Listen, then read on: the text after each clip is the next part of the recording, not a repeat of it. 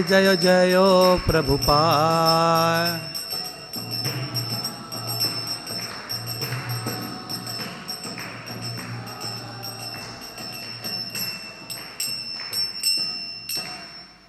जय विष्णुपाद परमहंस परिव्रजाचार्य अष्टो शत्रु शास्त्रीय डिवाइन ग्रेस ऐसी भक्ति वेदांता स्वामी श्री प्रभुपाद की जय। अनंत कोटि वैष्णव वृंद की जय। नामाचार्य श्री हरिदास ठाकुर की जय। प्रेम से कहो जय श्री कृष्ण चैतन्य प्रभु नित्यानंद श्री अद्वैता गदाधर शिवास आदि श्री गौर भक्त वृंद की जय। श्रीवास पंडित तिरुभाव महोत्सव की जय। इस्कॉन फरीदाबाद यात्रा की जय। ओम नमो भगवते वासुदेवाय।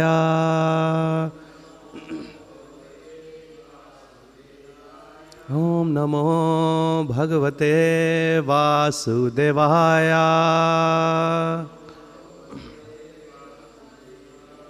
ओम नमो भगवते वासुदेवाय। जय जय श्री चैतन्य जय नित्यानंदा। जय अद्वैता चंद्र जय गौर भक्त वृंदा। जय जय श्री चैतन्य जय नित्यानंदा। जय अद्वैता चंद्र जय गौर भक्त वृंदा। जय श्री प्रभुपाद की जय। हरे कृष्णा। आज बहुत ही पावन दिवस है जिसमें अगर आप लोग काफ़ी सालों से जुड़े हैं तो जो हरे कृष्ण महामंत्र का जाप कर रहे हैं तो हमें सिखाया गया कि हरे कृष्ण महामंत्र का जाप करने से पहले एक पंच तत्व का मंत्र हम लोग जपते हैं, उनको बोला जाता है, क्योंकि जप में होने वाले जितने भी अपराध हैं वो उनको बैलेंस कर देता है या उनसे होने नहीं देता है, या उसका जो भी हमें पाप है उसका कम हो जाता है नाम जप के दौरान। देखिए इतनी सुंदर जो पर्सनालिटी हैं श्रीवास पंडित जी, ठीक है, जो पंच तत्व है उनको तत्व मतलब ट्रुथ, सत्य, सत्य से जानो चीज़ों को। जैसे कि कैंटो 1 के अंदर एक बहुत ही सुंदर वर्ष है, वदंतीस तत् तत्वविदम तत्वम यद ज्ञानम अज्वयम ब्रह्मेति परमात्मेति भगवान इति शब्दते, कि वहाँ पे जो एब्सोल्यूट ट्रूथ है वो तीन लेवल पे 3 फीचर्स में उसको पहचाना जाता है, ठीक है। और यहाँ पे हमारी गौर लीला में जो ये एब्सोल्यूट ट्रूथ है वो 5 फीचर्स में पहचाना जा रहा है। पंच तत्वात्मकम कृष्णम भक्त रूपा स्वरूपकम भक्तावतारम भक्ताख्यम नमामि भक्ति शक्तिकम। कि चैतन्य महाप्रभु जो कि हर चीज़ों के स्तोत्र हैं, उन्होंने अपने आप को 5 चीज़ों में विभाजित किया है इस दुनिया में आए बद्ध जीवों को अपनी दया देने के लिए, अपनी मर्सी देने के लिए, अपना कंपैशन देने के लिए।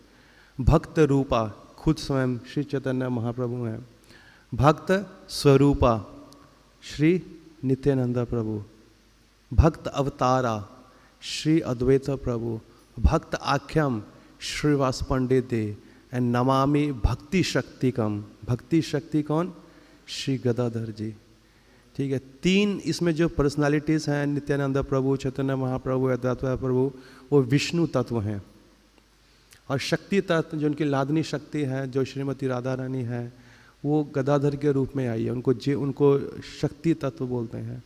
अब रही बात पंडित जी की, हमारे श्रीवास पंडित जी, वो आते हैं जीवा तत्व के अंदर, मतलब तटस्थ शक्ति, मार्जिनल शक्ति। ये आज कहा जाता है कि जैसे ही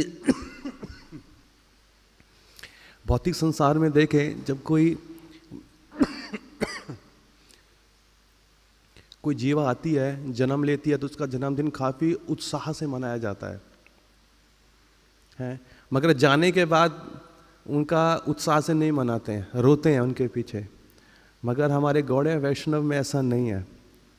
आने पे भी उतना ही उत्साह होता है और जाने पे 2 गुना 3 गुना 10 गुना ज़्यादा होता है। क्यों? क्योंकि जो जीवा है, जो भगवान से संबंधित है और इतनी पावरफुल शक्ति के साथ उतरी है इस धरा पे, जिस मिशन के लिए, जिस पर्पस के लिए, जिस कार्य के लिए उनको भेजा गया था, वो कार्य उन्होंने बखूबी निभाते हुए इस धरा पे अपना लीलाओं का समापन किया। तो ये बहुत भारी उदाहरण है हमारे लिए कि हमें अपना जीवन कैसे व्यापन करना है इन जीवाओं से। ठीक है, धर्म संस्थापनार्थाया संभवामि युगे युगे, कि धर्म की संस्थापना करने के लिए मैं हर एक युगों में आता हूँ, या तो खुद आता हूँ या अपने शुद्ध भक्तों को भेजता हूँ धर्म की संस्थापना करने के लिए। तो यहाँ पे भी देखिए चैतन्य महाप्रभु का एकमात्र उद्देश्य था कि लोगों को ये सिखाई जाए पर्सनल तरीके से कि भक्ति कैसे करी जाती है, क्योंकि भागवत गीता का उन्होंने इंस्ट्रक्शंस तो दे दिया, ठीक है, और वो उन्होंने 40-45 मिनट 50 मिनट के अंदर अर्जुन को दे दिया, वो भी संस्कृत के अंदर। अर्जुन इतना महायोगी था, वो तुरंत समझ गया और अपनी ड्यूटी को उसने समझा।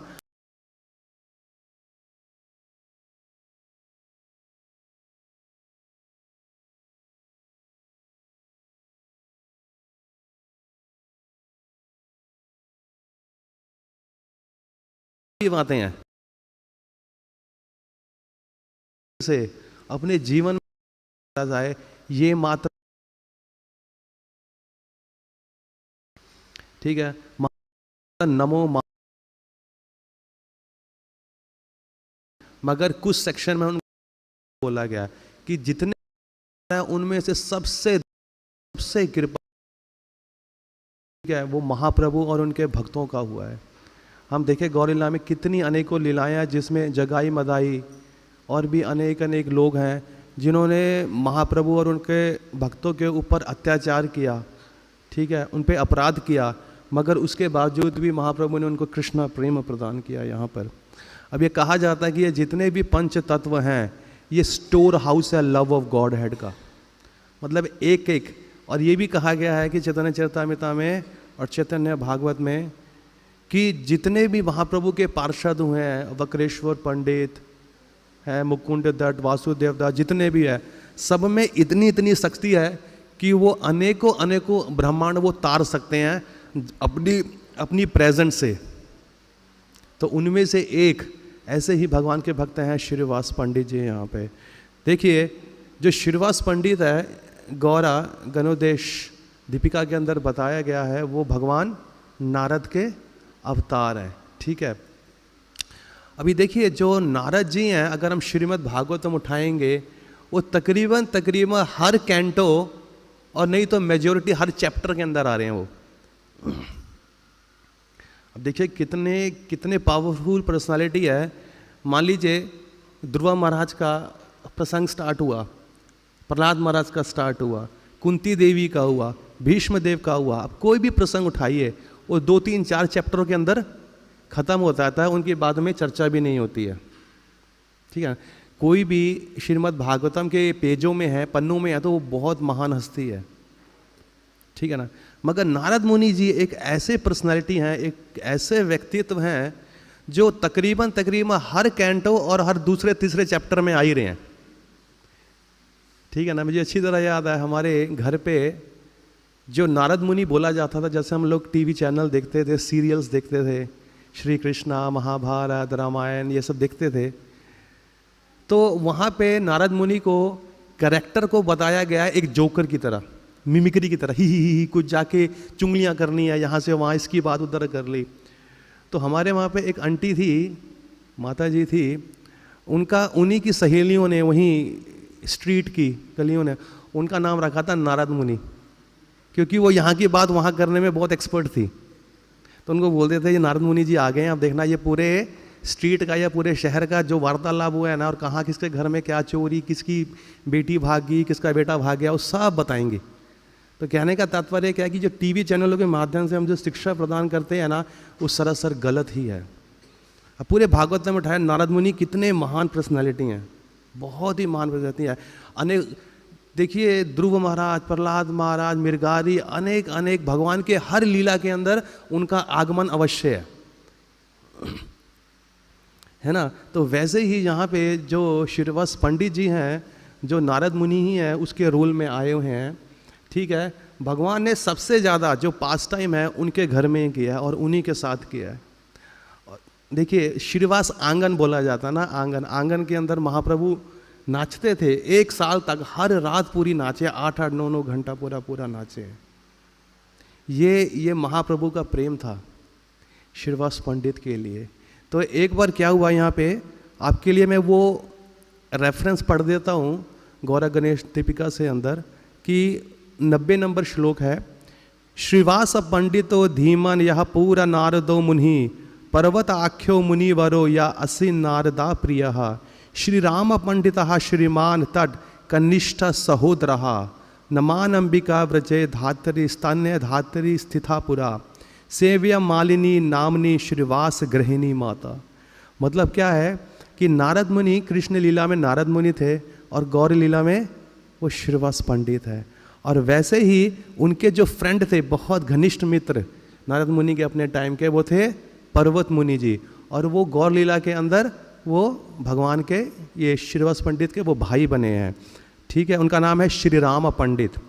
और श्रीवास जी की जो पंडित है, पंडित जी की जो वाइफ है, वो भगवान श्री कृष्ण के लीला में एक धात्री के रूप में थे, एक नर्स के रूप में थी, और वो यहाँ पे इनकी वाइफ के रूप में उतरी है, ये बताया गया है। ठीक है, अब देखिए यहाँ पे क्या है, ये जो 4 ब्रदर हैं, श्रीवास पंडित, रमय पंडित, श्रीपति पंडित और श्रीनिधि पंडित, इसमें बताया गया है, क्योंकि जितने भी मैं रेफरेंसेस यहाँ दूंगा वो श्रीमद् चैतन्य चरितामृता और श्री चैतन्य भागवत से ही आपके पास आएंगे। वो तो बताया गया है वो टोटल 4 भाई थे। और बताया गया है कि चैतन्य चरितामृत के 9वें या 10वें अध्याय के अंदर पूरे चैप्टर का नाम है कि चैतन्य महाप्रभु की ब्रांचेस, क्योंकि उनको एक ट्रंक, एक पेड़ की तरह बताया गया है, और उनसे जुड़े उनके जो शुद्ध भक्त हैं वो अलग अलग टहनियों की तरह हैं। ठीक है, और अलग अलग लीफ की तरह है यहाँ पर। तो उनमें से एक जो पावरफुल लीफ है वो श्रीवास पंडित है, और उनके जो भाई है रमा पंडित है, और जो उनके घर परिवार है उनसे आगे छोटी छोटी और टहनियाँ निकली हैं। मतलब ये सब के सब क्या है, एक बोनाफाइड संप्रदाय है, क्योंकि इनका एकमात्र उद्देश्य है जीवा को, जो बद्ध जीव हैं उनको अवसर प्रदान करे कि वो गौर लीला में जो भगवान ने जो टीचिंग्स, जो लेसन छोड़े हैं, जो शिक्षाएं छोड़ी हैं, उनको ग्रहण करते हुए फटाफट यहाँ से निकल जाएं यहाँ पे। अब देखिए हम अच्छे से जानते हैं कि जो श्रीवास पंडित हैं वो चैतन्य महाप्रभु से उम्र में बहुत बड़े थे। उनका जो जन्म था ना वो बांग्लादेश के सालत में हुआ था। तो जब भी महाप्रभु आते हैं, हम श्रीला प्रभुपाद जी के ग्रंथों में पढ़ते हैं कि जब कोई राजा आता है कहीं पे भी किसी भी एरिया में, तो वो अकेले नहीं आता है, उसका अंतराज, उसका घोड़े, उसकी बीवियाँ, उसके सोल्जर, सब कुछ इकट्ठे आते हैं। जब ये महाप्रभु को यहाँ पे आना हुआ तो उन्होंने अपने सभी भक्तों और देवी देवताओं को बोला, आप जाके अपना अपना रोल लेकर आप मेरे लिए स्टेज तैयार करो, मैं आऊँगा। तो जब श्रीवास पंडित को पता लगा महाप्रभु के आने का आगमन हो गया है, तो वो बांग्लादेश से आए, वहाँ से निकले सबके सब, पूरा घर परिवार, और आके वो नवद्वीप में आके रहने लगे। और नवद्वीप में चैतन्य महाप्रभु के जन्म से कई वर्षों तक उन्होंने श्री अद्वैता आचार्य जी का बहुत अच्छा संग किया, और उनके घर पे हर रोज़ सुबह शाम श्रीमद् भागवतम का प्रवचन होता था। और इतने दक्ष थे श्री अद्वैता आचार्य जी कि वो अपने संग से जो भी उनके संग में आया वो सबको शुद्ध करते गए। और उनका संग करते करते श्रीवास जी श्रीवास पंडित बन गए। पंडित का मतलब क्या होता है यहाँ पर? पढ़ा लिखा आदमी, जिनको शास्त्रों का ज्ञान है। तो उनके एक तरह से श्री अद्वैताचार्य जी ने वहाँ पे उनको एक गुरु का रोल दिया, मतलब उनके जीवन में प्ले किया, उनको श्रीमद् भागवतम यहाँ पे सिखा के। ठीक है, तो उन दिनों जब वहाँ पे चैतन्य महाप्रभु का जन्म हुआ एज अ निमाई के रूप में, तो हम अच्छे से जानते हैं कि निमाई अपनी नटखट लीलाओं के लिए कितने फेमस हैं। तो उनको वो वेद शास्त्रों के खुद ही क्या है, रचयिता है। वेदा सर्वैर अहम एवं वेद्यो वेद वेदांत कृत वेदावित एवं चाहम।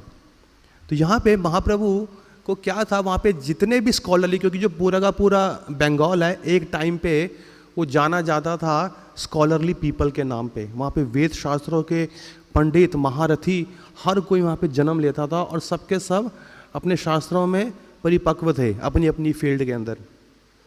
तो महाप्रभु वहाँ पे छोटे थे, वो हर किसी को बुला बुला के उनको टक्कर देते थे शास्त्रों की। और टक्कर ऐसी देते थे कि उनसे क्वेश्चन पूछते थे और वो क्वेश्चन का जवाब देते थे और महाप्रभु उनके उस जवाब को काट देते थे और फिर अपना जवाब स्थापित करते थे और बाद में जो उन्होंने पहले वाला दिया था जवाब उसको सही कर देते थे और अपना काट देते थे, फिर अपना काट देते तो उनका सही कर देते। ऐसे ऐसे बहुत चलता था, बहुत ज़्यादा एक्सपर्ट थे। तो हर कोई डरता था कि यार ये 5-6 साल का जो है ना लड़का, हमारी दुकान जो चल रही है ना घरों में बंद हो जाएगी, क्योंकि सबके सामने हमारी बेइज्जती होएगी, हमें क्वेश्चन पूछेगा, हम आंसर नहीं दे पाएंगे तो भैया हमारे पास कोई पढ़ने के लिए आएगा नहीं। तो ऐसे ऐसे देखते देखते वो वहाँ से दूर दूर लेके भाग जाते थे। मगर महाप्रभु इतने चालाक थे, वो भाग भाग के पकड़ते थे उनको कि इसका जवाब दो, आप तो अपने आप को टीचर बोलते हो, मुझे इसका जवाब दो, मुझे इसका जवाब दो। तो जब वो देखते थे कि ये छोटा सा बच्चा इतना दक्ष है शास्त्रों के अंदर, तो वो मन ही मन में सोचते थे कि काश ये निमाई वैष्णव बन जाए तो हम वैष्णवों का मान सम्मान ऊंचा हो जाएगा, क्योंकि ये मायावादी जो ब्रह्मवादी हैं सबको ये काटता जाएगा और वैष्णव सिद्धांत करेगा। तो ऐसे ही एक बार क्या हुआ, वो सड़क पे जा रहे थे, उनकी मुलाकात हुई श्रीवास पंडित जी थे। मगर महाप्रभु देखो वो वेदों के रचयिता हैं, मगर वो वैष्णव और ब्राह्मणों का भी बहुत आदर सम्मान करते थे। जब भी उन्होंने श्रीवास पंडित को देखा रास्ते में, उन्होंने दंडवत प्रणाम किया तो श्रीवास पंडित ने भी उनको ब्लेसिंग दी। उनकी क्या ब्लेसिंग दी उनको कि आपका जो भक्ति है, आपका जो डिवोशन है भगवान श्री कृष्ण के प्रति जागृत रहे, मैं आपको आशीर्वाद देता हूँ। ये आशीर्वाद दिया। और महाप्रभु जो भगवान खुद ही हैं, ठीक है, अब उस भगवान को क्या आशीर्वाद दोगे। मगर फिर भी इस धरा पे उतर के उन्होंने जो उदाहरण प्रस्तुत किया, वो क्या प्रस्तुत किया, उन्होंने बोला कि ओ श्रीवास पंडित जी, आपका बहुत बहुत शुक्रिया, आपने मुझे आशीर्वाद दिया भगवान श्री कृष्ण का भक्त बनने का। देखना एक दिन मैं जरूर भक्त बन जाऊंगा आपकी इच्छा से और आपके आशीर्वाद से। तो कहने का तात्पर्य क्या है कि महाप्रभु यहाँ पे सिखा रहे हैं कि जो भक्ति बिना भक्त के आशीर्वाद के, बिना मर्सी के बिल्कुल भी स्टार्ट नहीं हो सकती। आप कितना भी ट्राई करके देखो भगवान श्री कृष्ण को प्राप्त करने का, उनकी शिक्षाओं को प्राप्त करने का, आप तनिक भी सफल नहीं होंगे। देखिए सड़कों पे आप लोग कितना सारा बुक्स बेचते हैं ना, उतर के। जर्नल जो एक कॉमन आंसर है ना, हमको सबसे सुनने को मिलता है, अरे यार ये तो हम अच्छे से जानते हैं, हमारे पास तो 36 भागवत गीता है, अरे हम सब श्लोका जानते हैं, आइए हमारे पास, हम आपको बैठ के समझाते हैं। तो ये ऐसे ऐसे उल्टा हम पे आता है। जो भगवान श्री कृष्ण और भागवत गीता को जानता है उसका हृदय परिवर्तन बहुत तेजी से होता है, और उस हृदय परिवर्तन को चेंज करने के लिए आपको वैष्णव का आशीर्वाद यहाँ पे होना बहुत ज़्यादा जरूरी है। अब देखिए उन्होंने क्या बोला, और साथ में जो कि निमाई पंडित को स्ट्राइक किया बहुत ज़्यादा, वो बोलते हैं कि people study in order to become devotee of Krishna. What is the use of all their studies if they don't become devotee? Don't waste your time. Immediately start worshipping Krishna. तो श्रीवास पंडित ने एक इंस्ट्रक्शन और दिया, बोलते कि निमाई तेरा इस पढ़े लिखे होने का क्या फ़ायदा, इतनी तू ज्ञान अर्जित कर रहा है, इतनी डिग्रियां ले रहा है, M.Com, B.Com, B.Tech, PhD इतनी सारी तुम ले रहे हो, पर उस डिग्री का क्या फ़ायदा कि आप भगवान श्री कृष्ण के भक्त ना बनो। वो डिग्रियां बेकार है। पढ़ने लिखने का मतलब है वैदिक शास्त्रों में भगवान के शरणागत होना, मगर आजकल की जो पढ़ाई है वो हमें दूर लेके जा रही है भगवान से। तो इसलिए उन्होंने बहुत इंपॉर्टेंट यहाँ पे लाइन बोली थी कि ऐसे पढ़ाई का क्या फ़ायदा है, पढ़ने का मतलब है भगवान श्री कृष्ण के यहाँ पे करीब जाना। तो ऐसे ही हुआ, धीरे धीरे करके समय बीता। जब उनके फादर साहब जगन्नाथ मिश्रा जी जब वहाँ से चले गए, उन्होंने अपना शरीर त्यागा, तो उनके श्राद्ध के लिए निमाई कहाँ पे गए, गया में। वहाँ पे उनकी भेंट हुई उनके गुरु महाराज श्री ईश्वरपुरी से। जब उनको वहाँ पे दीक्षा मिली, दीक्षा मिलने के बाद देखिए कि कैसे हृदय परिवर्तन हुआ। वो पहले कितने ज़्यादा हाइपर थे, कितने ज़्यादा नोटी थे, ठीक है, अपने ज्ञान का प्रखंड करते थे, लोगों को बुला बुला के, देखो मैं कितना ज्ञानी पंडित हूँ, कितना वो। मगर जैसे ही उनको उनके गुरु का आशीर्वाद मिला, वो तुरंत एक तिनके की समान हम्बल हो गए। ठीक है, उनको हरे कृष्ण महामंत्र मिला, ठीक है, जपने के लिए। वो जब जपते जपते गया से अपने घर आ रहे थे नवदीप, उनके आंखों से अश्रु बह रहे थे। उनको यही नहीं पता लगता था कि दिन है रात है, क्या नहीं है, खाना है कि नहीं खाना है, कपड़े पहने कि नहीं पहने हैं। लोग उनको समझते थे पागल है। इवन दो उनकी माँ भी समझती थी कि क्या हो गया मेरे बेटे को, गया था पिताजी का श्राद्ध करने के लिए, पगला पगला बन के घूम रहा है। लोग भी इसको देख रहे हैं कि भैया इसकी हरकत तो बदली बदली लग रही है। तो ऐसे ही चैतन्य महाप्रभु सबको सुन रहे थे। तो जब इसके बारे में श्रीवास पंडित को पता लगा ना कि भैया भगवान निमाई के बारे में ऐसी वार्तालाप हो रही है, वो कह रहे चलो देखते हैं ये कौन सा पागलपन अपना शो कर रहे हैं अपने निमाई जी। जब देखा तो निमाई जी बोले, निमाई पंडित, कि श्रीवास जी सब लोग मुझे बोलते हैं मैं बदला हूँ, पागलों जैसी मेरी हरकत है, आपका क्या विचार है, आपकी टीका क्या बोलती है, आपकी कमेंट्री क्या बोलती है। तो श्रीवास पंडित ने देखा उनको ध्यान से और बहुत बोले, ये पागलपन बहुत अच्छा पागलपन है, भगवान करे ये पागलपन मुझे लग जाए। इस पागलपन के लिए तो योगी हैं, जो भक्त लोग हैं, जन्मों खरबों से वेट कर रहे हैं। इन मूर्खों को क्या पता पागलपन क्या है और भगवत प्रेम क्या है। तो जैसे ही महाप्रभु ने ये शब्द सुने, क्योंकि श्रीवास पंडित भगवान के शुद्ध भक्त हैं, क्योंकि वो इतने पढ़े लिखे विद्वान हैं, वो आराम से सिम्टम देख सकते थे कि ये मटेरियल पागलपन है या स्पिरिचुअल पागलपन है। तो महाप्रभु ने तुरंत उनको उठ के जोर के झप्पी दी जादू की, गले लगाया बहुत जोर के उनको। बोले श्रीवास अगर आज तुमने भी मुझे कह दिया होता कि मैं पागल हूं ना, तो कसम से गंगा में कूद के मैं अपनी जान दे देता। कहते कि तुम ही हो एक ऐसे जो मुझे अच्छे से यहाँ पे जानते हो। ठीक है, और जब महाप्रभु ऐसे थोड़े थोड़े करके बड़े होने लगे, फिर उन्होंने एक दिन डिसाइड किया कि चलो अब संकीर्तन, अब अपना रियल एक्शन का टाइम आ गया। बहुत खेलना कूदना हुआ, नटखटपन हुआ, ठीक है, लोगों से छेड़छाड़ हुई सबसे, अब अपना रियल बिजनेस शुरू करते हैं, जो कि कॉन्ग्रीगेशनल चैंटिंग ऑफ हरे कृष्ण महामंत्रा। तो उन्होंने बोला श्रीवास जी तैयारी कर लो, बेल्ट बुल्ट कस लो, हम आ रहे हैं रात को आपके यहाँ पर करने के लिए। और वो दिन निकला एकादशी का दिन, और एकादशी के दिन महाप्रभु ने संकीर्तन शुरू करा जोर शोर से। और बताते हैं इन एक साल के अंदर जो उन्होंने बहुत जोर शोर से संकीर्तन शुरू करा, तो तब उस समय नित्यानंद प्रभु भी आगे थे भगवान का साथ देने के लिए, और या एक तरफ से बोलने की भगवान से दया प्राप्त करने के लिए, मर्सी प्राप्त करने के लिए। और कहा जाता है कि नित्यानंद प्रभु जी ने अपना घर चुना किसके घर में? श्रीवास पंडित जी के घर में। कि जितना देर तक श्रीवास पंडित के घर में चैतन्य महाप्रभु रहे, उतना देर तक चैतन्य नित्यानंद प्रभु भी रहे। तो ये जो फैमिली वाले लोग हैं, गृहस्थ लोग हैं, उनके लिए बहुत इम्पोर्टेंट लेसन है कि हम अपने घर को इस तरह से फैसिलिटेट करें ताकि गौर निताय खुद आके वहाँ पे रहना चाहें और संकीर्तन करना चाहें। एक दिन ऐसे ही बहुत जोरों शोरों से वहाँ पे संकीर्तन हो रहा था। ठीक है, तो जब वो संकीर्तन हो रहा था वहाँ पे बहुत जोरों शोरों से, तो आपको पता है कि हम लोग भी जब स्ट्रीट पे जाते हैं, निकलते हैं, तो ज़रूरी नहीं कि हमको हर कोई हमारा स्वागत ही करता है कि चलो भगवान के भक्त है। कुछ लोग हमको अंदर अंदर गालियाँ भी देते हैं, अंदर क्या बाहर भी देते हैं गालियाँ, आगे भीख मांगने, ये ना कुछ काम धंधा है नहीं है, ना नौकरी है ना छोकरी है, ये ना पैसे मांगते हैं बुके बेच बेच के। अब इनको ये पता ही नहीं है कि असल में ये जो ऑक्यूपेशन है ये कितना बड़ा ऑक्यूपेशन है, और इसे कोई नहीं करता है, सिर्फ भगवान के भक्त करते हैं। ये ऑक्यूपेशन उनको नहीं पता है।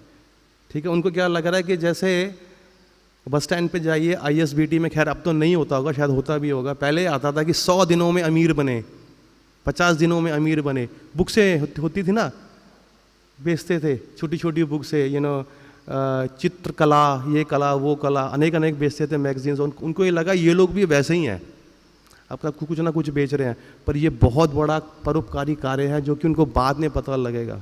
क्योंकि जब तक किसी वैष्णव का दया नहीं होगा ना हमारे हृदय में, हमारा भक्ति स्टार्ट नहीं होगा। आप में से कितने सारे लोग, और इस मूवमेंट में कितने सारे लोग हैं ना, उनका जो मेजॉरिटी रेशियो है ना, वो भक्त कैसे बने उनसे पूछना, हर कोई ये बताएगा मुझे किसी ने बुक्स दिया था सड़कों पे, मुझे किसी ने बस स्टैंड पे बुक दिया था, मुझे किसी ने कॉलेज में दिया था, मुझे किसी ने घर में आके हमारे प्रोग्राम होता वहाँ पे दिया था। तो ऐसे ही एक दिन ऐसे हुआ, तो वहाँ के आस पड़ोस के लोग ना तंग आ गए थे कि यार रोज रात को ना इनके घर से शोर ही होता है, इन बेचारे के पास जॉब तो है नहीं, ये बेचारे खाली पेट रहते हैं, पूरी रात सो नहीं सकते हैं, इसी करके ये लोग शोर मचाते हैं और उसी शोर में ये हमको भी जीने नहीं देते हैं। तो उन्होंने अफवाह फैला दी कि काजी आ रहा है, राजा आ रहा है, अपनी बोट पे 50-55 लोगों को लेकर आ रहा है और ये जितने भी रात को हरे कृष्णा महामंत्र करते हैं ना, इनको उठा के अपने जेल में बंद करेगा। और जब ये रूमर श्रीवास पंडित को पता ये भक्त का हृदय तो वैसे ही सॉफ्ट से है, क्योंकि वो क्या करते हैं कि हर कोई जो बोलता है उसे बोलते हैं ये बंदा सच्ची बोलेगा, क्योंकि वो खुद भी सच्ची बोलते हैं। उनको ये नहीं पता कि उनके साथ चालाकी हो रही है या फिर झूठ से फैलाया जा रहा रूमर। तो वो डर गए, तो अपने घर के अंदर बैठ के वो नरसिम्हा देव भगवान का, उनके पास शालिग्राम थे, उसकी पूजा करने लगे जोर जोर से। हरे कृष्ण महामंत्र या जो भी है नरसिम्हा मंत्र वो करने लगे जोर जोर के। अब महाप्रभु सबके हृदय में बैठे हैं, ठीक है, योगक्षेमम वहाँ में हम, कि उनको पता लग जाता है कि भैया मेरे भक्त पे आपत्ति पड़ी है। वो आए जोर के, उन्होंने आए दिया उनके दरवाजे पे एक लात, जोर जोर के 3-4 लातें दी, क्योंकि अंदर से दरवाजा बंद था और वो भगवान को इंटेंसली प्रे कर रहे थे कि इस चांद काजी की मुसीबत से बचाओ, क्योंकि वो काजी आएगा तो हमारी वजह से या मेरी वजह से वो बाकी जो बेकसूर वैष्णव भक्त लोग हैं ना, उनको क्या करेगा, उनको प्रताड़ित करेगा। तो ये प्रताड़ना मैं देख नहीं सकता। तो महाप्रभु आए, लात मारी, लात मारते कि बोले श्रीवास पंडित तो किसकी पूजा कर रहा है? तो जिसकी पूजा कर रहा है वो शख्स मैं ही हूँ। तो उनके ऑल्टर में जाके बैठ के तो उन्होंने अपना नरसिम्हा रूप वहाँ पे दिखाया, और इतना भारी नरसिम्हा रूप दिखाया कि वहाँ से वो कांपने लगे सारे के सारे नरसिम्हा, अपना श्रीवास पंडित जी, क्योंकि वो इतना भयानक रूप था भगवान का देख के निमाई पंडित का, कि वो कँपाने लगे। कहते तुम डर क्यों रहे हो, मैं तुम्हारे साथ हूँ। कहते काजी भी तब तक तुम्हें पनिश नहीं कर सकता जब तक मैं उसे परमिशन ना दूं। मतलब क्या मतलब है कि मैं तुम्हारे हृदय में तो हूं ही, सबके हृदय में बैठा, मैं उस काजी के हृदय में भी बैठा हूं। कहता जब तक मेरा परमिशन नहीं होएगा ना, काजी तक तुम्हें नुकसान नहीं पहुंचा सकता। वो यहाँ पे आ ही नहीं सकता है कि जब तक मैं उसे अलाउ ना करूँ यहाँ आने के लिए। अरे तुम फिक्र क्यों कर रहे हो, अगर काजी आएगा तो मैं उसे प्रीच कर दूंगा, मैं उसके घोड़ों को प्रीच कर दूंगा, उनके बीवी बच्चों को प्रीच कर दूंगा, सबको मैं भक्त बना दूंगा, उसे आने दो, पर तुम तनिक भी चिंता मत करो।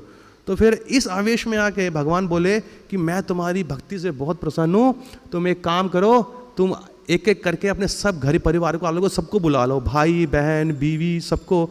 तो सबको बुलाए महाप्रभु और बताते हैं बिना उनके पता लगते, श्री श्री राधा गोविंद की जय, श्री श्री सीताराम लक्ष्मण हनुमान जी की जय।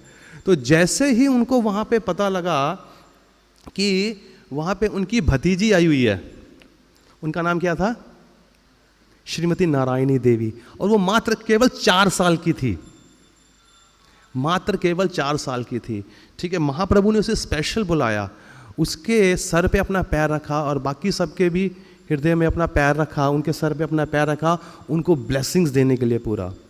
फिर उन्होंने अपना उच्चिष्ट दिया नारायणी देवी को, और नारायणी देवी वो खाली मात्र 4 साल की थी। उन्होंने जैसे महाप्रभु का उच्चिष्ट खाया और आदेश हुआ कि हरे कृष्णा बोलो जोर जोर के, उनकी आंखों से अश्रु गिरने लगे, वो जोर जोर से चिल्लाने लगी, जमीन पे लेट के रोने लगी। तो उनके घर वाले देखे, श्रीवास ये क्या हो गया हमारी छोटी सी बच्ची को, क्योंकि उनको पता था कि इनके गर्भ में जे भविष्य में जब इनकी शादी होएगी, गर्भवती होएगी, तो इनके गर्भ में एक बहुत ही महान भक्त आएगा, और वो भक्त कौन है, शिला वृंदावन दास ठाकुर, जो कि उन्होंने आते ही क्या लिखा, चैतन्य भागवत लिखा उन्होंने भगवान के बारे। कहते यही आके मेरे बारे में, क्योंकि मैं उसी के द्वारा चैतन्य भागवत लिखाया जाऊंगा, मैं ही यहाँ पे परमिशन दूंगा यहाँ पे।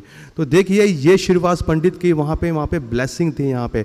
और ये भी बताया जाता है कि जो श्रीवास पंडित हैं उनका जो घर है, जिसको बोला जाता है श्रीवास आंगन, अगर आप हमारा जो टेम्पल है TOVP, अगर आप वहाँ से बाहर निकलेंगे और राइट की तरफ चलेंगे योगपीठ की तरफ, वहाँ से 1 या 1.5 किलो के बीच में श्रीवास आंगन का घर आता है वहाँ पे। तो अगर आप लोगों में से वहाँ पे गए होंगे ना, तो आपको वहाँ पे ऑल्टर दिखेंगे, 3 ऑल्टर, ठीक है, 3 ऑल्टर है।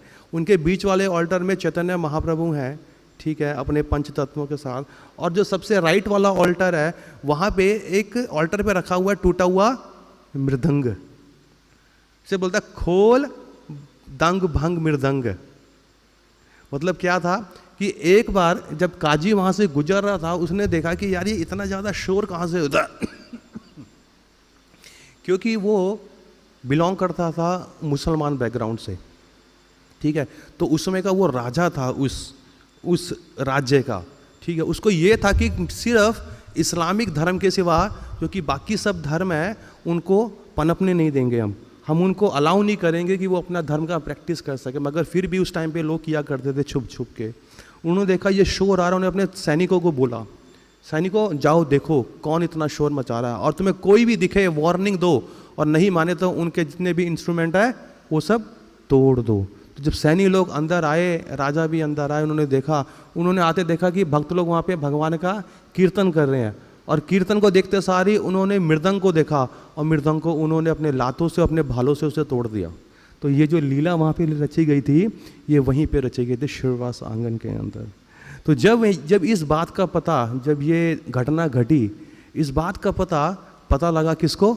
चैतन्य महाप्रभु को। वो बहुत अपसेट हुए। उन्होंने बोलते क्या, वो कौन सा इंग्लिश में वर्ड है, सिविल राइट्स क्या है, सिविल डिसओबीडियंट राइट्स कुछ मूवमेंट है ना।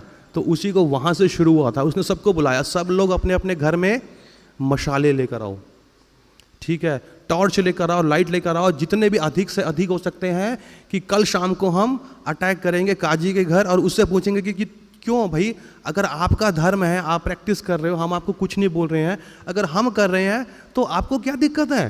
कह रहे सबको लेके चलो। तो महाप्रभु और बताते हैं, चैतन्य भागवत में इतने सुंदर वर्णन है कि जब उनका खोल भंग वहाँ पे तोड़ा गया, और चांद काजी ने ऑर्डर दिया कि आज से कोई भी कीर्तन नहीं करेगा, संकीर्तन नहीं करेगा, वहाँ पे कुछ नास्तिक लोग थे, वो बहुत खुश होते थे, तालियां बजाते थे, हे अच्छा हुआ, राजा ने हमारी सुन ली। राजा ने क्या, भगवान ने हमारी सुन ली है, इन लोगों को बंद करा दिया, कम से कम हम शांति से सो सकते हैं आराम से। बहुत खुश हो रहे थे। जब अगले दिन देखा इतनी तादाद, और बताते हैं वहाँ पे कि एक उंगली भी रखने की जगह नहीं थी स्ट्रीट पे, कि इतने वैष्णव लोग, पता नहीं लग रहा था कहाँ से आ रहे हैं, बीवी बच्चे, बूढ़े बड़े सब लोग मार्च लेके आ रहे हैं। और इसमें एक फ़नी स्टोरी बताई गई थी। जब ये लोग चल रहे थे ना काजी के महल की तरफ, तो बता रहे थे कि जो बाकी के जो एथिस्ट लोग थे, जो एक टाइम पे खुश हो रहे थे कि चलो अच्छा हुआ कि चांद काजी ने इनका मृदंगा तोड़ दिया, उनको हृदय में डर लगने लगा।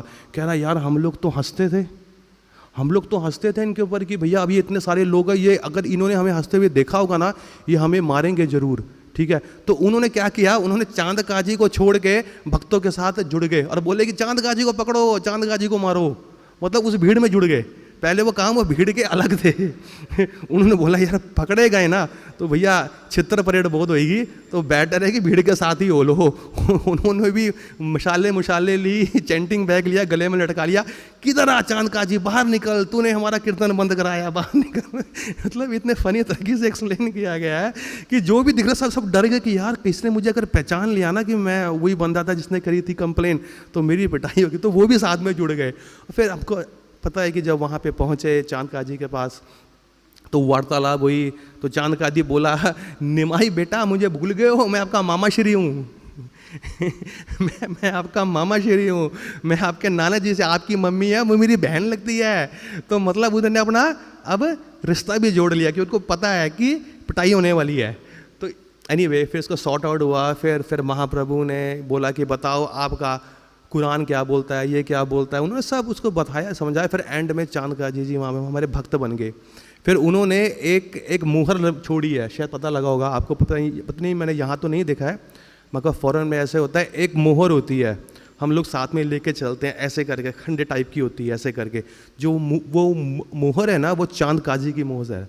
वो मोहर का मतलब क्या है, कहते हैं कि महाप्रभु ये मोहर मैं आपको दे रहा हूँ, इसको अपने संकीर्तन के आगे आगे लेके चलना, क्योंकि जो भी कोई इस्लामिक बंदा इस मुहर को देखेगा वो समझ जाएगा कि संकीर्तन की परमिशन मैंने ही दी है, तो आपके संकीर्तन को कोई प्रॉब्लम नहीं होगी। तो जो मोहर है वो चांद काजी की वहाँ से यहाँ पे दी गई है। अब देखिए वहाँ पे क्या होता है कि उस श्रीनिवास आंगन में अनेकों तरह की और भी लीलाएं हुई है। एक लीला हुई चैतन्य भागवत में बताया गया है 9वें अध्याय में, महाप्रकाश लीला, जो कि 21 दिन तक 21 घंटे तक महाप्रभु उनके श्रीनिवास के ऑल्टर में बैठे हुए थे और उन्होंने अलग अलग तरह के अलग अलग रूप दिखाए थे। और सबको जो भी आता था सबको आशीर्वाद देते। मगर उनका एक स्ट्रिक्ट रूल ये था कि ये जो कीर्तन है महाप्रभु का जो रात को चलता है, ये सिर्फ उनके भक्ति देख सकते हैं। इस करके लिए वो क्या करते थे, सबको बुला के सबकी एंट्री पास होती थी। जैसे होता ना हमारे यहाँ पे थिएटरों में, टिस्को में, कि यहाँ पे डालते चप करके कि एंट्री होगी, चप करके एंट्री होगी, स्क्रीन पे सबकी एंट्री लगाई थी, सबको चेक करके बताया था। पर जो भगवान का भक्त था या बैरी था, उसकी बिल्कुल भी वहाँ पे एंट्री नहीं होती थी। तो एक बार चुपके से श्रीवास पंडित की सासू माँ, अब सासू माँ वहाँ पे छुप के देख रही थी, क्योंकि उन्होंने बहुत सुना था कि महाप्रभु रोते हैं रात को, कर्दन करते हैं, ऊपर ऊपर कूदते हैं, लोगों को आशीर्वाद देते हैं अपने चरणों का, मगर वो एक तरह से भक्त नहीं थी। तो उन्होंने बोला श्रीवास को, श्रीवास, क्योंकि उनकी ड्यूटी थी ये चेक करने की कि मेक श्योर, क्योंकि वो उन्हीं का घर है, सिर्फ उनके भक्तों और उनके जो काफ़ी करीबी पार्षद है ना, उनके सिवा वहाँ पे कोई भी नहीं आना चाहिए। तो हुआ क्या वहाँ पर, जब उन्होंने देखा कि सासू माँ हो रही है वहाँ पे छुपी हुई है, और बल्कि किसी को भी नहीं पता था, तो महाप्रभु ने सोचा कि श्रीवास आज मुझे आनंद नहीं आ रहा है कीर्तन के अंदर। कभी देखिए ना, ऐसा होता है ना, हम लोगों का भी होता कीर्तन, तो कुछ जो भक्त लोग होते हैं मूड में नहीं होते, आड़ा टेढ़ा बजा रहे हैं, बम्पर मृदंगा बजा रहे हैं, कोई कैसे गा रहा है, आप कौन सी ट्यून गाते हैं, वो अपने ही राग छेड़े बैठते हैं अलग से, तो सारा का सारा मूड खराब हो जाता है, मेडिटेशन खराब हो जाता है। उनको लगा कि क्या बात है, आज मुझे आनंद क्यों नहीं आ रहा है, यहाँ पे कोई ऐसा व्यक्ति है जिसको नहीं होना चाहिए, जाओ ढूंढ के लाओ। उन्होंने देखा मेरी सासू माँ खड़ी है। अब उन्होंने ना आओ देखा ना ताओ, सासू माँ के बाल पकड़े, घसीटते हुए सासू माँ को लेकर आए महाप्रभु। महाप्रभु यही है वो दोषी जिसने आपकी सेवा में, आपके आनंद में विघ्न डाली, तो उसको वहाँ से बाहर निकाल दिया गया। एक दूसरा आया सेम ऐसे ही, एक था ब्रह्मचारी। अब ये ब्रह्मचारियों के लिए बहुत ज़्यादा इंपॉर्टेंट है, उसमें मैं भी इंक्लूडेड हूँ, ठीक है ना। फालतू का ऑस्टेरिटी नहीं करने का, क्योंकि उससे भगवान तनिक भी प्रसन्न नहीं होंगे। क्योंकि क्या होता है, हम सब ऐसे कुछ लीलाएं सुनते हैं भगवान के पार्षदों की, रघुनाथ दास गोस्वामी की आधा गिलास दूध पीते थे, वो 22 घंटे नहीं सोते थे, अपने को लगता था ओवरनाइट तो मैं भी कुछ ना कुछ हो ही जाऊंगा। वो भी एकदम से खाना पीना सब छोड़ देते, सोना छोड़ देते थे, और हफ्ते बाद देख लो प्रभु जी पागल से घूम रहे हैं प्रभु जी चैंटिंग शुरू हो गई है, अच्छा पता नहीं लगा। मतलब माइंड भी संतुलित नहीं है, सेहत भी संतुलित नहीं है, सिर्फ गोलियां खा खा के जी रहे हैं। फिर क्या करते हैं, हम ऑस्टेरिटी कर रहे हैं। ऑस्टेरिटी के लिए वो चीज़ है ही नहीं जो उनको प्लीज़ कर दिया महाप्रभु को। तो उस ब्रह्मचारी को क्या था, उन्होंने थोड़ा सा कुछ बातचीत करी श्रीवास पंडित को, थोड़ा सा फटरिंग करी उनको कि आप ऐसे हो। बोले मैं तो खाली पूरा जीवन 20 साल से मैंने दूध में जी रहा हूँ, मैं पूरा दिन कुछ नहीं खाता हूँ। तो बोले यार तू तो बड़ा सात्विक ब्रह्मचारी है। तो कह रहे मुझे महाप्रभु का लीला देखना है। कहते नहीं यार उन्होंने मना किया है। कहते नहीं आप देखो ना, आप भी वही और मैं ब्रह्मचारी हूँ, आप तो फैमिली वाले हो, ब्रह्मचारी को करो ना अलाउ अंदर। तो उन्होंने कैसे ना कैसे ठीक है आपको मैं एक रूम में डालता हूँ, आप उसमें से झाँक के देखना पर बाहर मत आना। तो उन्होंने किया, महाप्रभु ने डांस शुरू करा, उनको तुरंत पता लगा यार फिर आनंद नहीं आ रहा। कह रहे कोई है क्या यहाँ पर? कहते नहीं महाप्रभु कोई नहीं है, आप कीजिए कैरी ऑन अपना संकीर्तन कीजिए। थोड़ी देर फिर किया, कहते नहीं कुछ तो प्रॉब्लम है, कोई है यहाँ पे जिसे नहीं होना चाहिए, बताओ श्रीवास कौन है यहाँ पर। तो वो डर गए क्योंकि उनको पता था कि महाप्रभु अंतर्यामी, उनको पता है कि भैया यहाँ पे क्या झोलझाल किया मैंने।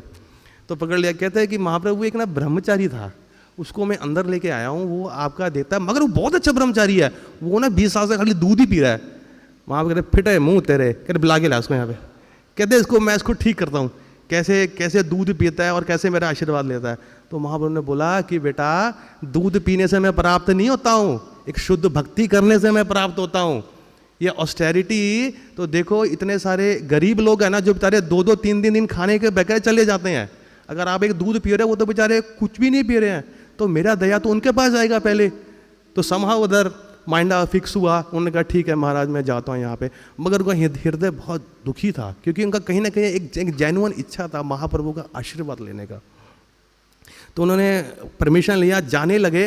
तो फिर बोले देखने दे यार, मुझे देखने दो। तो महाप्रभु बोले आजा आजा आजा आजा। फिर उनको बुलाया और अपने चरण स्पर्श उनके सर पे करे।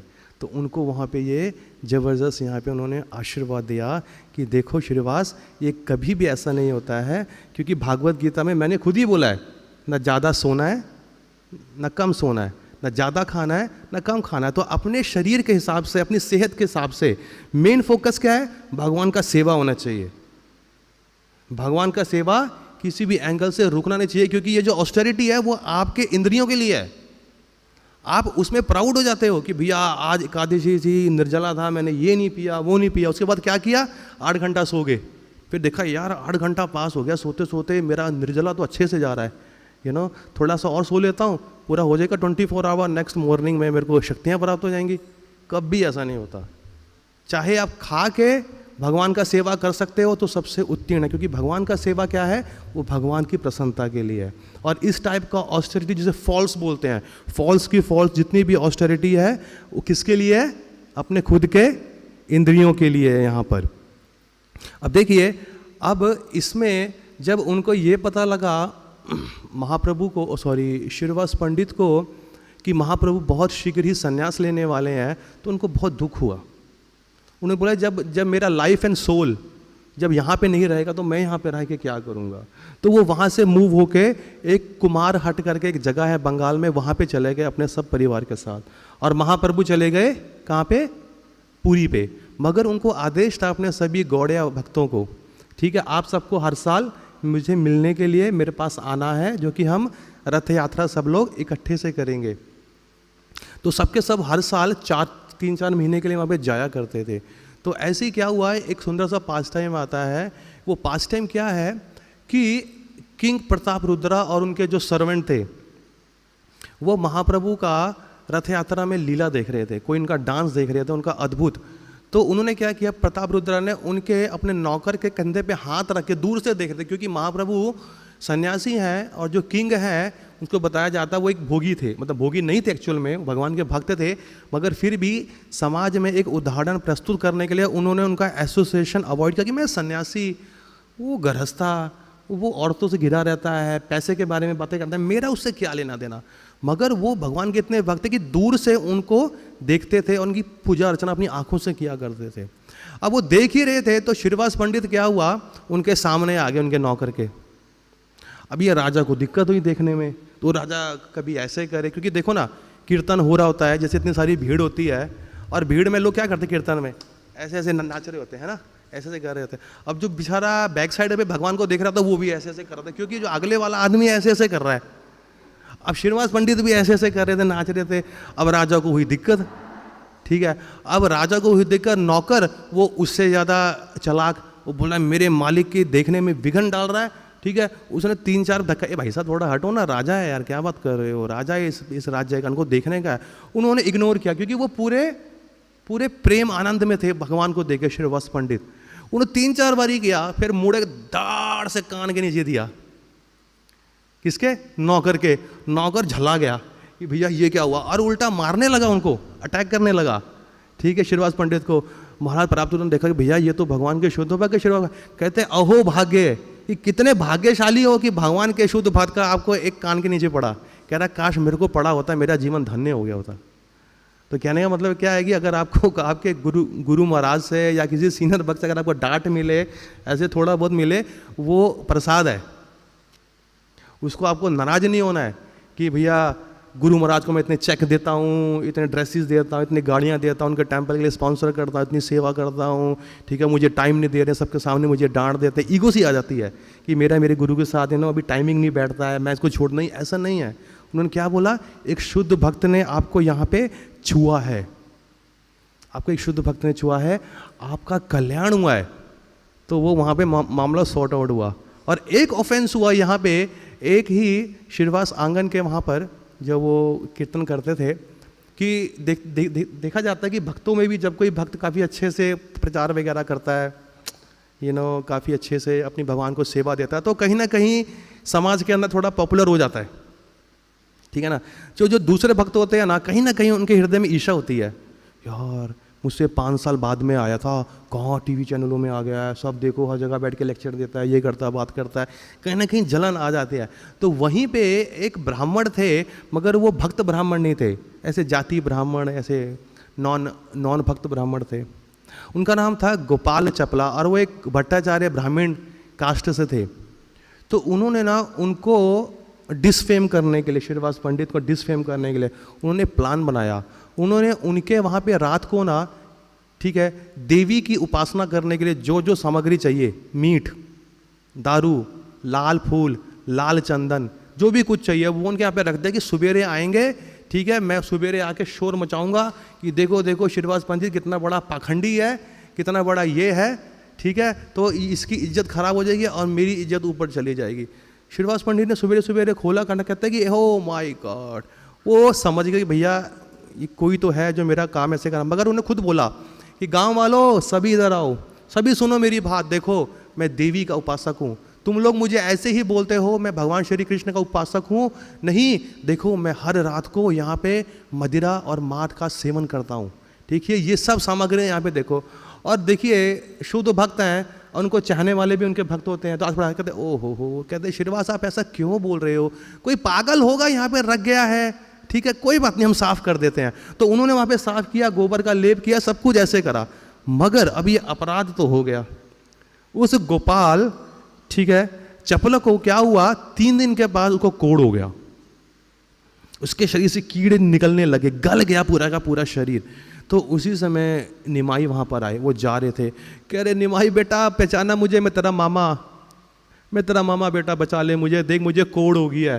बोले नहीं, तुमने मेरे एक शुद्ध भक्त के ऊपर अपराध किया है, उनका चरित्र खराब करने का प्रयास किया है, ये मैंने ही तुम्हें दिया है। अब ये जो कोढ़ है तुम्हें millions on millions of life time तक तुम्हें इसकी पनिशमेंट मिलेगी, तुम्हारा बिल्कुल भी कल्याण नहीं हो सकता है। मगर थोड़े समय के बाद जब महाप्रभु ने संन्यास लिया और वो जब बंगाल में आए तो फिर दोबारा उनसे मुलाकात हुई, कह रहे कि मुझे माफ़ कर दो, मुझे माफ़ कर दो वो हरकत मैंने ही करी थी। कहते ठीक है, अब जाके श्रीनिवास पंडित के पास जाके आप उनसे माफ़ी मांगिए, ठीक है, वो आपको माफ़ कर देते हैं तो आपका ये कोड ठीक हो जाएगा। आई थिंक 9 बज गया, अभी कहने को तो बहुत कुछ है यहाँ पे, but as per the instruction here कि 9 बजे तक यहाँ पे खोलना है। तो किसी भक्त का कोई प्रश्न है तो प्लीज़ मुझसे पूछ सकता है। तो कहने का मतलब यहाँ पे क्या है कि जो भगवान के जो भक्त हैं वो यहाँ पर आके हमें शिक्षाएं देते हैं, तो हमें उनका क्या करना है, अनुसरण करना है, उनका अनुकरण नहीं करना है कि वो कैसे कैसे सोते थे, कैसे कैसे क्या करते थे, ठीक है। वो जो हमारे लिए शिक्षा छोड़ के गए हैं ना, खासकर क्योंकि महाप्रभु के जितने भी नॉर्मल जो भक्त हुए हैं गौर लीला में, वो सबके सब फैमिली वाले थे। अब ये फैमिली वालों के लिए बहुत बड़ा होप है कि कैसे इस भौतिक जगत से निकला जाए यहाँ पर।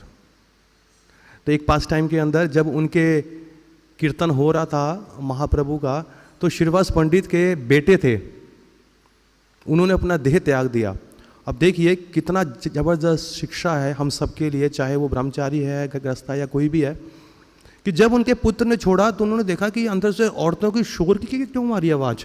वो जाके देखा कि क्यों मचा रहे तुम लोग शोर, तुम्हें पता नहीं है कि महाप्रभु अपनी आनंद लीला के अंदर बैठे हुए हैं, आपको ऐसा नहीं करना चाहिए।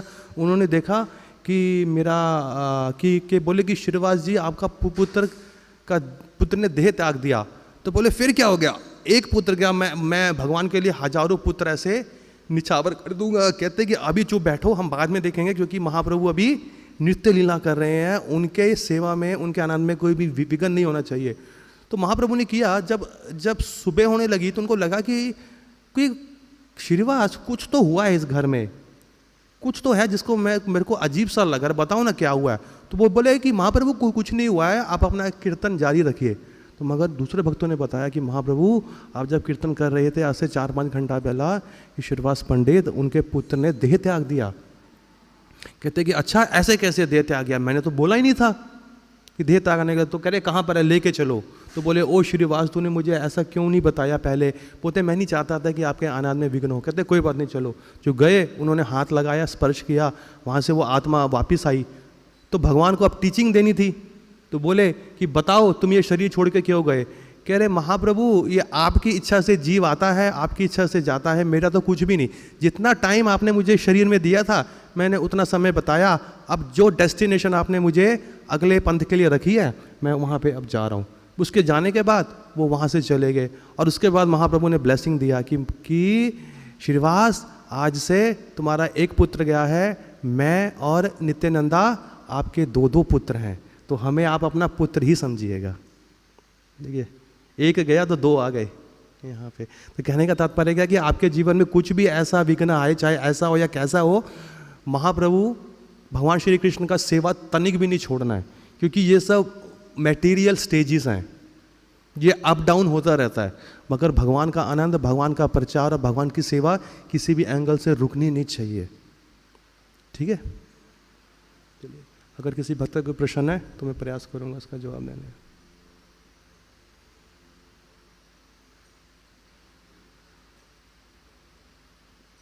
तर गए सब लोग?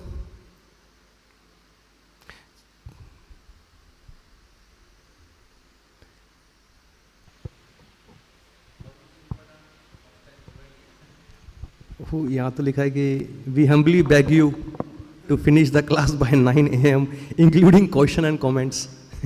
तो मैं तो उसी को स्ट्रिक्टली फॉलो कर रहा हूँ यहाँ पे।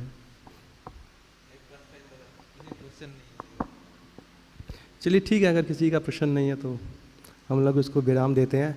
तो प्लीज़ अगर हो सके तो आज जाके आप लोग चैतन्य चरितामृता और चैतन्य भागवत है, इनका श्रवण जरूर करें और श्रीवास पंडित जी से आशीर्वाद मांगिए, क्योंकि वो बहुत महान भक्त है, बहुत सारे भक्तों के स्पिरिचुअल मास्टर रहे हैं नारद मुनि के रूप में, ताकि आज के दिन हम भी उनकी तरह दृढ़ता से भक्ति कर सके और भगवान श्री गौरंगा महाप्रभु को प्रसन्न कर सके।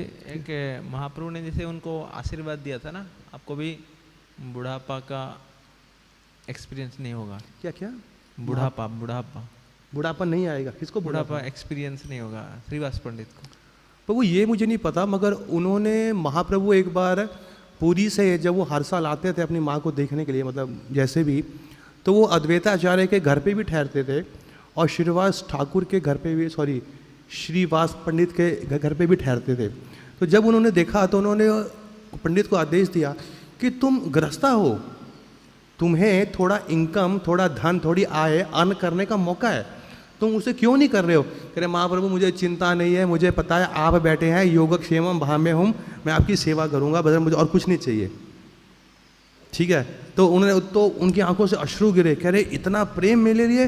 तो उन्होंने ये आशीर्वाद दिया था कि लक्ष्मी जी ये दर दर जाके भीख मांग सकती है, मगर तुम्हें आशीर्वाद देता हूँ कि कि आपके घर में किसी भी चीज़ की कोई भी कमी नहीं होगी, वो सब चीज़ मैं तुम्हें प्रोवाइड करूँगा, तुम अंदर ही रहो, तुम्हें बाहर जाने की जरूरत नहीं। आई थिंक ये मुझे पता है। बुढ़ापा वाला शायद मुझे पता नहीं, किसी को पता है बुढ़ापा वाला? अगर आपको पता तो बता दीजिए फर्स्ट टाइम ये वाला। नित्यानंद प्रभु में विश्वास जो है महाप्रभु से बोल रहे हैं। नित्यानंद भागवत में है, चैतन्य भागवत में, चैतन्य भागवत, हाँ। अच्छा, नित्यानंद प्रभु में अटूट विश्वास है, इसलिए मैं आपको आशीर्वाद देता हूँ। अच्छा, क्यों वो बोल रहे हैं कि ये उसका जात वगैरह पता नहीं। अच्छा, नहीं प्रभु अभी अगर आप कह रहे हैं तो हो सकता है, मगर मैंने तो ये पास टाइम नहीं पढ़ा है, या तो हो सकता है उसके घर में क्यों रखे? महाप्रभु है, ही कैन डू एनीथिंग। जब उन्होंने ये बोल दिया कि लक्ष्मी जी भीख मांग सकती है मगर आपको नहीं मांगनी पड़ेगी, तो ये भी हो सकता है कि बूढ़े आप नहीं होंगे। उन्होंने ऐसे बोला कि बुढ़ापा का अनुभव नहीं होगा, ऐसे बुढ़ापे का अनुभव नहीं होगा। अब देखिए ना, हमारे खाली उनको नहीं मिला है, जो भगवान के अनुयायी हैं। अभी देखिए शिला प्रभुपाद जी के जितने भी शिष्य हैं वो 70-80 में हैं। उनका उत्साह देख के मालूम पड़ता है कि इनको आ गया ओल्ड एज। अपना शीशा देख के पता लगता है कि हमें ही आ गया यार ओल्ड एज, मतलब 35, 36, 38 साल के हो गए, टूटे पड़े हैं, सेवा के लिए होता है तो वो भी थोड़ा किसी को बोल दो दूसरे को। पर ये देखो एग्जाम्पल के तौर पर इसी एरिया के गोपाल कृष्ण महाराज 82 हैं, 81, 79 है, तो ऑलमोस्ट 80 हैं अगले साल। देखिए कहीं पे भी कितनी भी भारी सेवा, अगले दिन आपको वो ऑर्डर में मिलेंगे कहीं ना कहीं पे है। इतना बिजी स्केड्यूल है, उसके बाद भी उनका उत्साह कितना जारी है, उत्साही से कीर्तन है। शरीर में इतनी प्रॉब्लम है, हार्ट का इशू है, दांत का इशू है, बॉडी का इशू है, सब झड़ गया है। अगर महाराज को देखो उनका स्किन कैसे झूल रहा है एक ओल्ड पर्सन के, मगर फिर भी उत्साह के तौर पर कैसे हैं। महाविष्णु महाराज जो कि यूके से हैं, एकोर्डियन जो प्ले करते हैं हरि नाम में, देखिए पूछिए 8-8, 10-10 घंटा करते हैं। उन्होंने मुझे एक बार बोला कि मेरे को बैक दे दे, बॉडी मसाज। उनका दिया ना, उनका पीछे का बैक पत्थर की तरह है, मतलब अकॉर्डिंग बजा के ना एक्सरसाइज करके ऐसे बड़े बड़े डोले, बड़े बड़े ये क्यों कि भगवान की सेवा में, और कंटिन्यूसली गाते हैं 8-8 घंटा। ऐसे नहीं कि प्रभु जी 1 घंटा मैं गाऊंगा, 1 घंटा आप गा लेना, थोड़ा गला पक गया है। कंटिन्यूसली, उनकी भी एज ऐसी 74-75 है, अभी भी देखो चल रहे हैं, सो ये आशीर्वाद सबको ही है। चलिए ठीक है। शीला प्रभुपाद की जय, श्रीवास पंडित की जय, श्री श्री राधा गोविंद की जय, श्री श्री सीताराम लक्ष्मण हनुमान जी की जय हो। ग्रेस परम ब्रह्म प्रभु की। जो हम प्रभु जी का धन्यवाद करेंगे, श्रीवास पंडित के जो पास्ट टाइम है इतना सुंदर तरीके से और फ्लॉलेस एकदम उन्हें बताया, बहुत मधुर तरीके से बताया। प्रभु जी हम धन्यवाद करेंगे। एक बार प्रभु जी के लिए हरे कृष्ण महामंत्र बोलेंगे। हरे कृष्णा कृष्णा कृष्णा हरे हरे,